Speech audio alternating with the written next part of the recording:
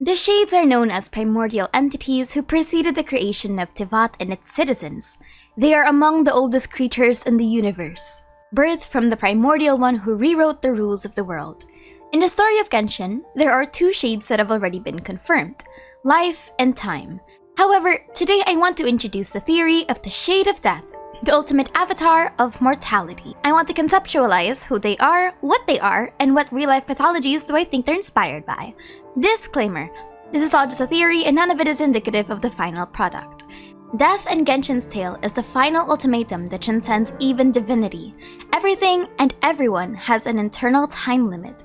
The only difference between mortals and immortals is when they perish, with immortals facing the concept of erosion instead of a limited lifespan. The different nations have different cultural perceptions of death. Mondstadters believe that the wind carries the soul of those that have passed to the afterlife, with Barbados being the guide of some sorts. Leoens and Inazumans believe that death is a natural passing of life. Many of them take funeral rites and ceremonial rites regarding the sanctity of life and death with the highest regards, with shrines, parlors, and teachings that highlight the life beyond death. Fontanians believe that death can return one's mind into the pool of life, becoming one with the others, in which they become cleansed in the waters. The Aranara call the afterlife, or at least the state of death, as Sarva. However, in Genshin Impact's lore, the dead are not completely connected to the mythological beasts, in such a way that even the Adepti and Yokai are not conceptually immune to death, nor are they specifically guiding souls to the afterlife. And speaking of the afterlife, it was hinted during Hu Tao's story quest that such a place existed, and that the border in which we enter is the barrier between the two realms. Spirits are able to travel, and it also seems that humans with a strong enough resistance to ley line abnormalities are also able to stay there for a longer period of time. When she was younger, she waited at the outskirts of the border to see if her grandfather would return, only to be told that if her grandfather had lived the happy life that she claimed he did, he'd have no regrets to return to. There is also a hypothetical that souls are physical manifestations of a person's essence that can be seen, heard, and interacted with if a ley line disruption were to occur. This also applies with memories. Another piece of dialogue that exists about the afterlife is it being referred to as the eternal hunting ground as per the Viridescent series. Lastly, ascension to Celestia is not yet confirmed to be directly related to death. As in, does a person need to die to ascend to Celestia, or can they just be plucked from the face of the earth directly?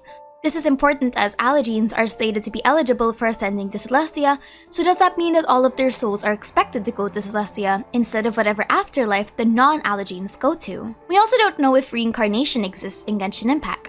As far as we're aware, the most a person can do is to manifest their essence back into the world through some obscure, unexplained way, whether it's through strong emotions or attachment or sheer divine intervention. But complete reincarnation is not possible. So, with the concept of death being explained, who is the Shade of Death? The existence of the Shade of Death comes from the theory that the artifact names are based on Fanis and the Four Shades, the Flower of Life and the Sands of Time being strong allegories to the Shades of Life and Time respectively, while many speculate that Logos and Eonotham are Paimon and the Sustainer, which leaves us with the Shade of Death.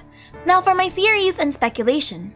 First is that I believe that the Shade of Death was the one responsible for creating the concept of death for the humans and the gods of Tivat. Now, I need to explain this because Genshin's concept of divinity is screwed. The concept of death itself preceded the primordial one's coming, as far as we know. It's not like the Seven Sovereigns and the other bishops had no concept of eternal expiration, but I believe when the Shades created humanity and the divine, they specifically gave humanity death. The Shade of Death should instead be seen like a starting point for Tivatians, and the reason they and the other creations that the Shade of Life created are able to die. I also want to theorize that the Shade of Death is the one who mandated the erosion, as even though a creature is immortal, it doesn't mean that they're exempted from slowly losing themselves in the process. Basically, the Shade of Death's role in creation was the ultimatum that life will always be temporary regardless of your status. Second, I believe that the Shade of Death is the one who manages the afterlife and the transition of the souls themselves. The greatest obligation of the Shade, in my opinion, is to guide the souls safely. There's no proof of a hell or heaven concept in Genshin Impact as far as we are aware, just that there is a final resting place. Third, the Shade of Death is also able to take away death. And what I mean by this is the curse of immortality that was given to the humans of Khaenri'ah and maybe other civilizations that were cursed to be monsters. If they can give death, then they can take it away as well. Fourth is that I theorize the Shade of Death oversees the reintegration of souls into Tevat's ley lines in the world. If you didn't know, according to the lore, the souls of the dead are able to reintegrate themselves both metaphorically and literally into the world upon their death. As a soul passes, there is a chance that they will live on through nature, or through animals, or even constellations, whatever the manifestation could be. When Makoto died, she was said to have returned to the essence of the world, and such is the case with the other primordial energies. The only exception to this is that some gods and their powers are strong enough to linger post-mortem, leaving people like Xiao to rid the world of them. However, it's important to note that much like time, they're passive deities. They aren't meant to overrule the land, but instead intervene when they must. Now for the Ars Goetia names. If you didn't know, Seti and the gods derive their names from the Ars Goetia, with some demon names being altered. For example, this is where the names Barbados, Morax, Baal, Istaroth, Focalors, and so on and so forth come from. So since the Shade of Time has an Ars Goetia name, the best bet is that the Shade of Death also has one. So the first name that I want to introduce is Ronove. According to Wikipedia, Ronove is a Marquis and Great Earl of Hell. He teaches rhetoric, languages, and gives good and loyal servants and the favors of friends and foes. He is described as a monster holding a staff without detailing any appearance. He is also described as taker of old souls, often coming to Earth to harvest souls of decrepit humans and animals near death. The second name is Gamigin. He teaches all liberal sciences and gives an account of the souls who died in sin and who drowned in the sea, speaking with a rough voice. He also answers what is asked about and stays with the conjurer until they are satisfied. Gamigin is depicted as a little horse or a donkey, which changes form into a man under the conjurer's request. However, there's another possible theory that the Shade of Death is actually someone we've already seen mentioned in the game before, specifically Naberius. If you didn't know, Naberius was a demon name that was mentioned in Albedo's character stories. Gold and Albedo traversed through the main where they found an artifact known as the Heart of Naberius.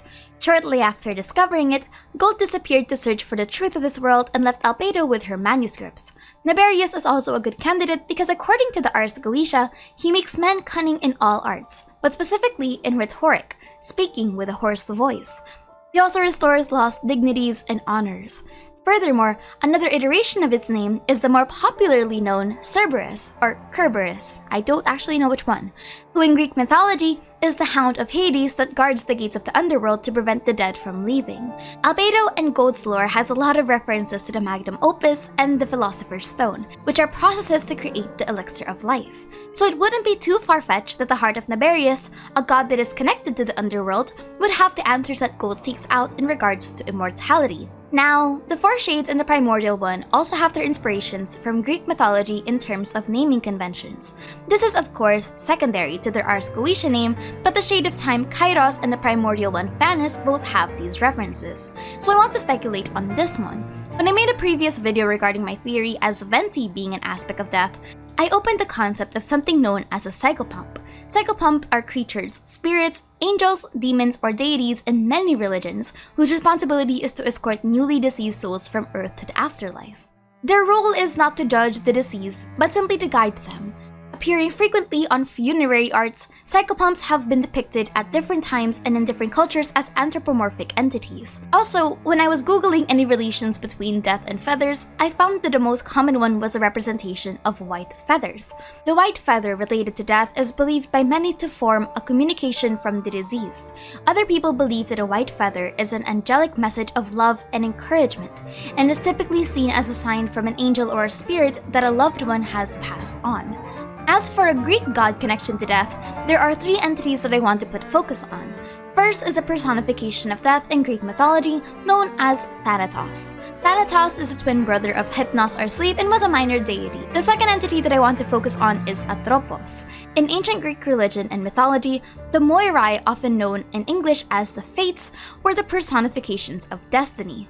Clotho, Lachesis, and Atropos. Atropos chose the manner of death and ended the life of mortals by cutting their threads. The loom of fate and destiny as concepts are something that Genshin has referenced to in the past, specifically when it comes to the Traveler and the Abyss. So for Celestia to also have this inspiration in regards to the fate isn't exactly uncalled for. Honestly, I wouldn't even be surprised if they pull out a full-on reference to Hades if we go by the theory that Naberius is the actual Ars Goetia. Hades in Greek mythos is the god of the death and the ruler of the underworld, which in the case of Genshin would be the afterlife. Furthermore, contrary to popular portrayals in media, Hades is actually a relatively passive god with no real gripes with others, or at least compared to the actual lore of Zeus and the other gods. Anyway, I'm getting ahead of myself, but using Hades as the primary inspiration would allow for Genshin's writing team to also use the aforementioned inspirations as supplementary material. To be frank, based on Genshin's track record of using cultural and mythological inspirations, the Shade of Death might not even be a singular god from the Greek Parthenon, and instead a mixture of gods. The morality of doing that is not something that I'm going to be covering, but nevertheless, they can just be an all-around representation of the Keeper of Death, so I'm really rooting on the possibility that they could be an all-around representation as the Keeper of Death, which would be an interesting take to a very complex ideal altogether. But that's it for me today. The Tale of the Shades aren't over. They've been missing for so long and we have yet to get any on-screen appearances from them. The Shades are more so background deities that help the cogs of Genshin's world turn, but we'll just have to wait and see who they really are in the future. Anyway, my name is After and thank you for chilling with me. Bye-bye!